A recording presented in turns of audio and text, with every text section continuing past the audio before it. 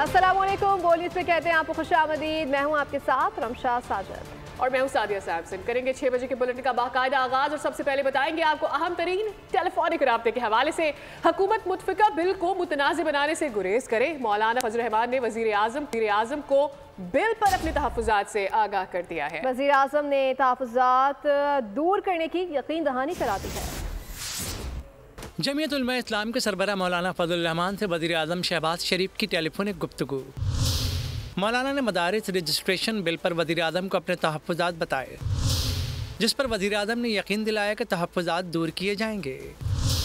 मौलाना ने कहा कि हुकूमत मुतफ़िका बिल को मुतनाज़ा बनाने से गुरेज करे। हम अपने मौक़िफ़ पर कायम हैं। मदारिस की आज़ादी पर कोई आँच नहीं आने दी जाएगी। इससे कबल JUI के रहनुमा मौलाना गफूर हैदरी ने भी वादे किया था कि बिल मंजूरी की डेडलाइन 8 दिसंबर ही है। बिल मंजूर न हुआ तो इस्लामाबाद का रुख करेंगे। ऐसे में मैं नहीं समझता कि ऐसे कोई दानिस्ता तौर पर करे और मुल्क के हालात ख़राब करे। हम नहीं चाहते कि हम इस्लामाबाद की तरफ आए। अब्दुल गफूर हैदरी ने कहा कि बिल मंजूर करने के बाद रोका गया, ये बदनीयती है।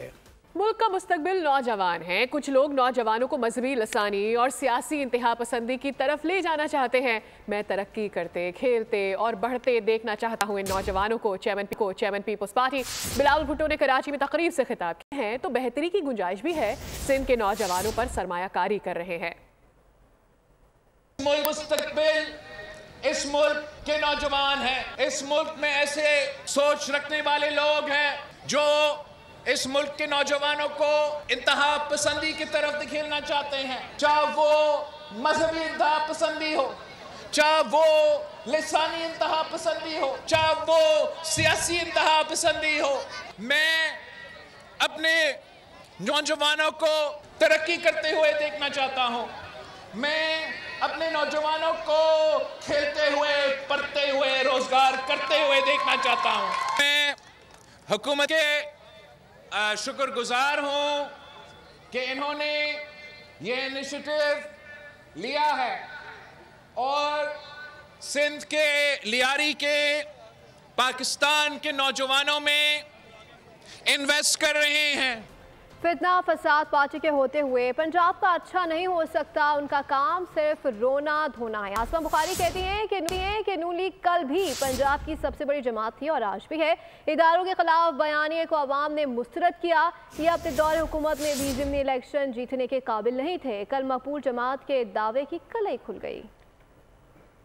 नवाज शरीफ साहिबा की वो अपनी मेहनत, वो कारकर्दगी और वो काम करने का वो जुनून है जिसने आम आदमी को, पंजाब के लोगों को ये सोचने पे मजबूर किया कि इस फितना फसाद की पार्टी को, इस पार्टी के होते हुए पंजाब का न भला जब ये हुकूमत में थे तब हुआ बुज़दार की शक्ल में और न अब आगे हो सकता है। और इसीलिए जब इन्होंने पंजाब से लोगों को फसाद की कॉल दी, लोगों ने तब भी रिजेक्ट किया और ये जो पाकिस्तान के इदारों के खिलाफ एक बयानिया है उसको मुस्तरद किया गया है। मुस्लिम लीग नून कल भी पंजाब की सबसे बड़ी पार्टी थी, आज भी पंजाब की सबसे बड़ी पार्टी है और इंशाल्लाह ताला जिस तरह, जिस मेहनत से चीफ मिनिस्टर साहबा काम कर रही हैं वो एक वाज़िया फ़र्क है और आने वाले दिनों में भी ये पार्टी ही, मुस्लिम लीग नून ही बड़ी पार्टी होगी।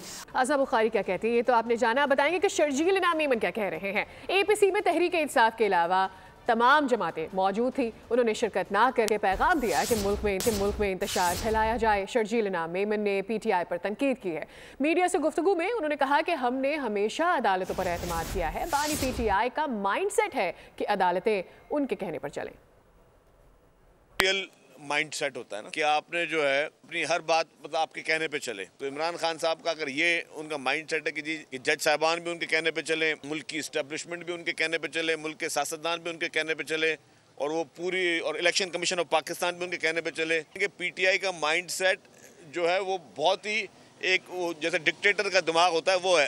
अब कल भी गवर्नर खैबर पख्तूनख्वा जनाब फैसल करीम कुंडी ने all parties conference Khyber Pakhtunkhwa में रखी जिसमें 16 जमातों ने शिरकत की सिवाय PTI के। खैबर पख्तूनख्वा में हुकूमत पाकिस्तान तहरीक इंसाफ की है और ये उनकी जिम्मेदारी थी। तो इसे मैसेज किया जाता है कि आपकी प्रायोरिटी, तहरीक इंसाफ की प्रायोरिटी सिर्फ और सिर्फ ये है कि पाकिस्तान में अनारकी फैलाई जाए, पाकिस्तान में अफरा तफरी फैलाई जाए। इस्लामाबाद मारगला हिल्स में गैर कानूनी तामीरात केस की सुप्रीम कोर्ट में समाअत हुई। डीजी माहौलियात एजेंसी ने इंकशाफ किया है कि मारगला हिल्स पर 50 से ज़ायद खोखे चलाए जा रहे हैं, जिस पर सुप्रीम कोर्ट ने आईनी बेंच ने CDA से तफसीली रिपोर्ट तलब कर ली है। इस्लामाबाद मारगला हिल्स में गैर कानूनी तामीरात का केस आईनी बेंच ने समाअत की। CDA वकील और DG माहौलियात अदालत में पेश हुए। दौरान समाअत जस्टिस मोहम्मद अली मजहर ने कहा, मारगला हिल्स एक प्रोटेक्टेड एरिया है, यहाँ हर किस्म की तामीरात को गैर कानूनी करार दिया गया है। समाअत के दौरान DG माहौलियाती एजेंसी ने इंकशाफ किया कि मारगला हिल्स पर 50 से ज़ायद खोखे चलाए जा रहे हैं जो माहौलियात के लिए खतरा हैं, जिस पर जस्टिस जमाल मंदोखेल ने इस्तफसार किया कि CDA अपना काम क्यों नहीं कर रही। सुप्रीम कोर्ट ने CDA से मामले की तफसीली रिपोर्ट तलब कर ली। अब होगी खुलकर खरीदारी, क्योंकि पंजाब हुकूमत ने बाजारों को जल्दी बंद करने की पाबंदी खत्म कर दी है। लाहौर और मुल्तान में बाजार, शॉपिंग मॉल्स मामूल के मुताबिक खुल सकेंगे, जबकि अगर रेस्टोरेंट्स की बात की जाए तो मामूल के मुताबिक काम किया जा सकेगा। DG माहौलियात ने पाबंदी खत्म करने का नोटिफिकेशन जारी किया है। DG माहौलियात का कहना है कि औकातकार की पाबंदी को वापस लिया जा रहा है। हर तरह की नुमाइश भी मामूल के मुताबिक हो सकेगी। एयर क्वालिटी इंडेक्स में बेहतरी के पेश नज़र औकातकार की पाबंदी हटाने का फैसला लिया गया है। खैबर पख्तूनख्वा असम्बली में यूनिवर्सिटी तरमीमी एक्ट मुतफ़िक़ा तौर पर मंजूर कर लिया गया है। यूनिवर्सिटियों के चांसलर्स अब गवर्नर्स नहीं वज़ीर आला होंगे। बिल सूबाई वज़ीर मीना खान ने पेश किया। बिल के तहत जामियात में वाइस चांसलर की तकर्री का इख्तियार वज़ीर आला को तफवीज़ किया गया है। वज़ीर आला कैटवेक सर्च कमेटी के तजवीज़ करदा 3 नामों में से किसी एक को वाइस चांसलर तैनात करेंगे, जिसकी मुद्दत मुलाजमत 4 साल होगी। बिल के तहत यूनिवर्सिटी में रजिस्ट्रार की तैनाती का तरीक़ेकार भी तब्दील कर दिया गया है। रियासत और सिक्योरिटी इदारों के खिलाफ प्रोपेगेंडा करने वालों को गिरफ्त में लाने का मिशन मुल्क दुश्मन प्रोपेगेंडे में मुलव्वस अफराद के खिलाफ क्रैकडाउन का फैसला किया गया है। सिक्योरिटी इदारों और FIA साइबर क्राइम की मुश्तरका टीमें तश्कील दे दी जाएंगी। विफाक और सूबाई सतह पर टीमों को गिरफ्तारी और तफ्तीश के इख्तियारात हासिल होंगे। मुश्तरका टीमें मुल्क के किसी भी इलाके में छापे और गिरफ्तारी कर सकेंगे। और भी आपको बताएं कि चेयरमैन वज़ीर आज़म यूथ प्रोग्राम राना मशहूद ने कहा है कि पाकिस्तान की डिजिटल स्पेस के चैलेंजेस और दीगर ममालिक से मुख्तलिफ हैं। हुकूमत डिजिटल इकोसिस्टम के बेहतरी के लिए इकदाम कर रही है। राना मशहूद की मेटा कंपनी की टीम से मुलाकात में पाकिस्तान में मेटा इकोसिस्टम के हवाले से तबादला ख्याल हुआ। राना मशहूद ने कहा कि ऑनलाइन खतरों से निपटने के लिए मुश्तरका काविशों की ज़रूरत है।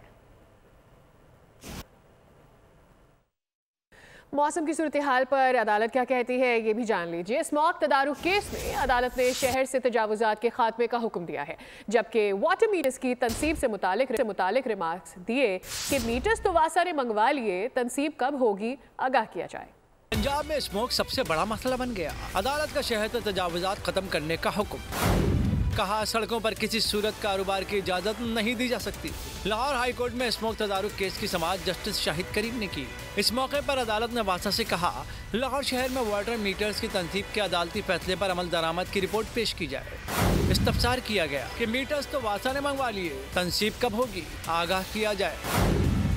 ये भी कहा कि मीटर लगने से ही पानी की बचत मुमकिन होगी। समाअत के दौरान सड़कों पर मौजूद तजावुजात पर बरहमी का इजहार करते हुए कहा गया कि सड़कों पर किसी सूरत कारोबार की इजाज़त नहीं दी जा सकती। गाड़ियों के फंसने से ट्रैफिक जैम और स्मोक बढ़ती है। तजवीज़ दी कि शहर में मुख्तलिफ जगहों पर सरकारी अराजी पर बाजार बनाए जाने चाहिए। इस मौके पर एडवोकेट जनरल पंजाब खालिद इसहाक भी अदालत में पेश हुए। अदालत के रूबरू खालिद इसहाक ने कहा, इलेक्ट्रिक बसों के डिपो की तामीर के लिए दरख्तों को मुंतकिल किया जाना ज़रूरी है। केस की अगली समाअत आइंदा हफ्ते तक मुलतवी कर दी गई। और अभी आपको बताएं कि चीफ जस्टिस से सदारा जुडिशल कमीशन का इजलास खत्म हो गया है। जस्टिस शाहिद बिलाल हसन को अक्सरियत से आईनी बेंच का जज नामजद किया गया है। हाई कोर्ट में एडिशनल जजेस की तैनातियों का अमल 21 दिसंबर तक मौखर कर दिया गया है। अपडेट करें आपको इस हवाले से मजीद जाने दें। नुमाइंदा बोली जुल्करनैन इकबाल से। जी जुल्करनैन, आगाह कीजिएगा, चीफ जस्टिस से सदारा जुडिशल कमीशन का इजलास खत्म हो गया है, क्या डिटेल्स आ रही हैं? क्वालिटी जस्टिस मंसूर अली शाह की जानिब से खत भी लिखा गया था और आज इजलास के दौरान भी हमारे ज़राए बता रहे हैं कि उन्होंने मुतालबा किया कि जजेस की तैनाती से पहले जो जुडिशल कमीशन ऑफ पाकिस्तान है इसके रूल्स बना लिए जाएं, ताकि एक क्राइटेरिया तय हो जाए कि किस क्राइटेरिया के तहत जजेस को नामजदगी करनी है, ताकि उस हवाले से उनके ऊपर गौर किया जा सके। तो 21 दिसंबर तक जो अब है हाई कोर्ट पर जजेस की तैनाती उसका अमल मौखर किया गया, जबकि जस्टिस शाहिद बिलाल हसन को जुडिशल जो आईनी बेंच है वो जुडिशल कमीशन ने उसके लिए नामजद कर दिया है। जस्टिस शाहिद बिलाल हसन को नामजद इसलिए किया गया था कि जस्टिस आयशा मलिक जो 7 रुकनी बेंच के पहले हिस्सा थी, वो फौजी अदालतों में जो ट्रायल का मामला है वो उस केस में पहले फैसला दे चुके हैं, लिहाजा वो कानूनी तौर पर उसका हिस्सा नहीं रह सकती थी, इसलिए जस्टिस शाहिद बिलाल हसन की नामजदगी की गई है। तो उनके आने से अब जो आईनी जजेज हैं सुप्रीम कोर्ट में उनकी तादाद 8 हो गई है और कभी इम्कान है कि अब 7 रुकनी बेंच जो जस्टिस आयशा मलिक को निकाल के मुकम्मल होगा, वो किसी भी वक्त अब आइंदा चंद दिनों में फौजी अदालतों से मुतालिक जो केस है उसको समाअत के लिए मुकर्रर कर सकता है।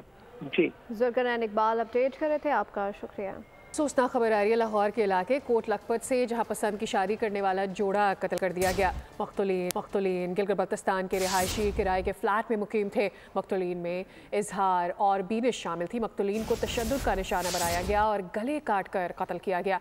लाशों को अस्पताल मुंतकिल किया गया है। मजीद जानते हैं, नुमाइंदा बोल न्यूज़ खुर्रम मलिक हमारे साथ मौजूद हैं। लाहौर के इलाके कोट लखपत में पसंद की शादी करने वाले जोड़े को कत्ल कर दिया गया है। मख्तूलीन गिलगित-बल्तिस्तान के रिहायशी थे।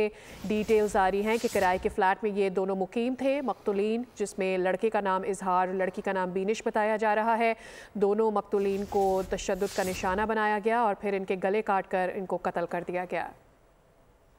कराची के इलाके गुलशन सिकंदराबाद में शादी की तकरीब में हवाई फायरिंग से नौजवान जाँ बहक हो गया है। वाक़े में 2 अफराद जख्मी हो गए हैं। इंतहाई अफसोसनाक वाक़या पेश आया। कराची के इलाके गुलशन में सिकंदराबाद में शादी की तकरीब में हवाई फायरिंग से नौजवान जाँ बहक हो गया है। वाक़े में 2 अफराद जख्मी भी हुए हैं। अपडेट करें आपको, कराची के इलाके गुलशन सिकंदराबाद में शादी की तकरीब में हवाई फायरिंग से नौजवान जाँ बहक हो गया। वाक़े में 2 अफराद जख्मी हो गए हैं। कराची के इलाके गुलशन सिकंदराबाद में शादी की तकरीब में हवाई फायरिंग की गई, जिसके नतीजे में नौजवान जाँ बहक हो गया। मजीद जानते हैं नुमाइंदा बोल न्यूज़ मोहम्मद काशान से। जी मोहम्मद काशान, 2 लोग जख्मी भी हुए हैं, क्या डिटेल्स आ रही हैं? जी बिल्कुल, देखिए किमाड़ी गुलशन सिकंदराबाद में शादी की तकरीब में हवाई फायरिंग की गई है, जिसके नतीजे में एक 12 साल लड़का जो है वो जाँ बहक हुआ है और 2 अफराद इस वाक़े में जख्मी हुए हैं। एसएसपी किमाड़ी से हमारी बात हुई तो उनकी जानिब से बताया गया पुलिस की भारी नफरी जो है शादी की तकरीब में पहुंच गई है। गली में टेंट लगाकर शादी की तकरीब मुनक्किद की जा रही थी और इसी दौरान कुछ मुसल्लह अफराद वहाँ पर मौजूद थे शादी में, जिनकी जानिब से हवाई फायरिंग की गई। जबकि पुलिस की जानिब से यह दावा भी किया गया है कि मुलजिमान की शिनाख्त कर ली गई है और मुलजिमान को जल्द गिरफ्तार कर लिया जाएगा। जबकि जाँ बहक होने वाले लड़के की लाश को ज़ब्ते की कार्रवाई के लिए जिन्हें अस्पताल मुंतकिल कर दिया गया है और 2 अफराद जो इस वाक़े में जख्मी हुए उनको भी तिब्बी इमदाद की फराहमी दी जा रही है।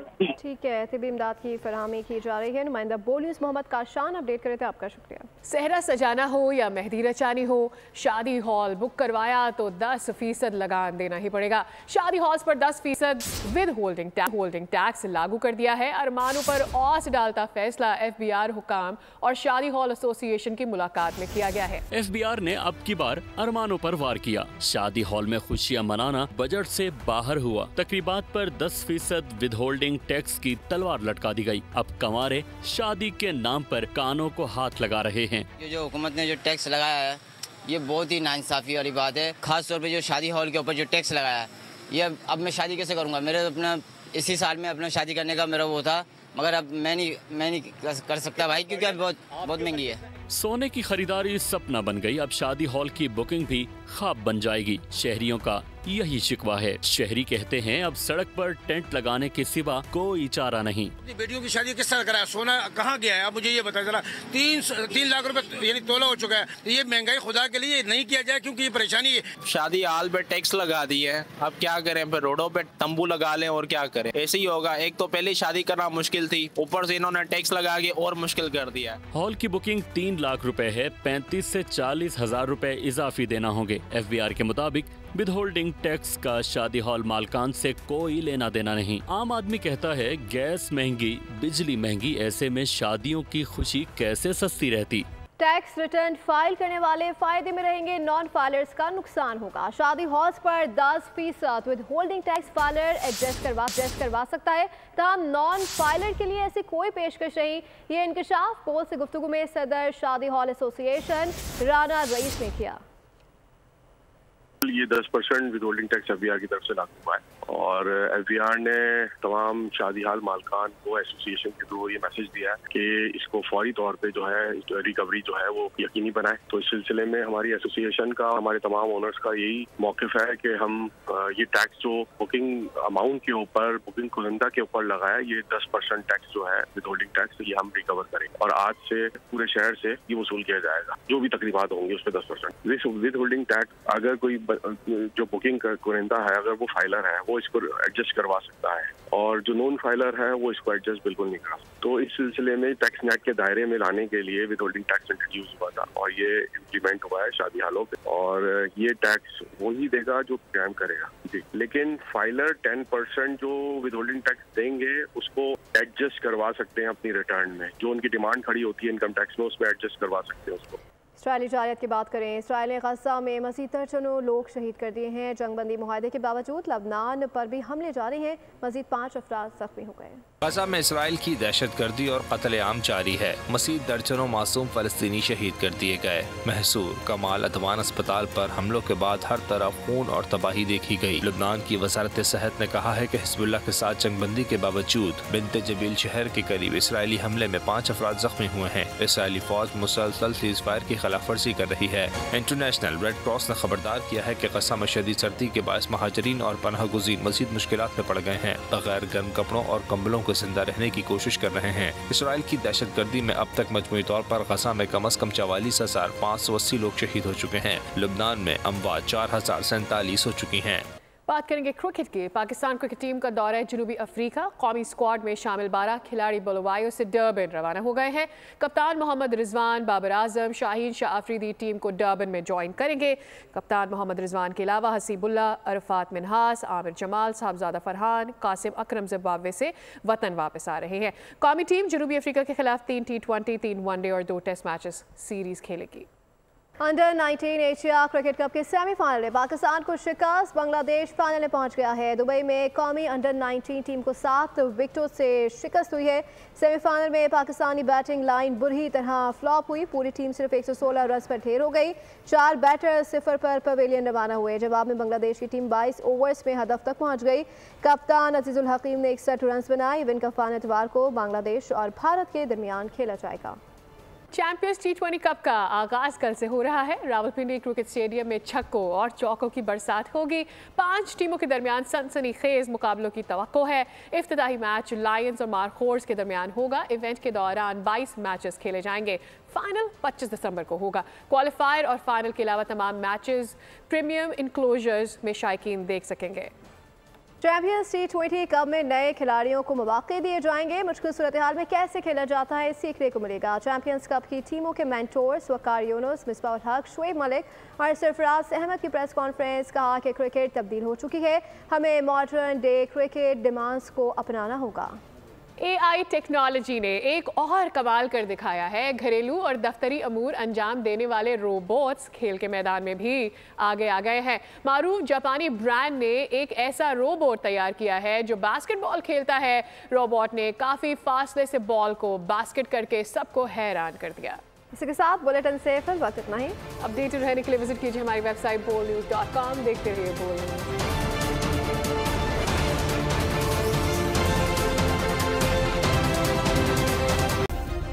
सब्सक्राइब करें और बेल दबाएं ताकि कोई खबर रह न जाए।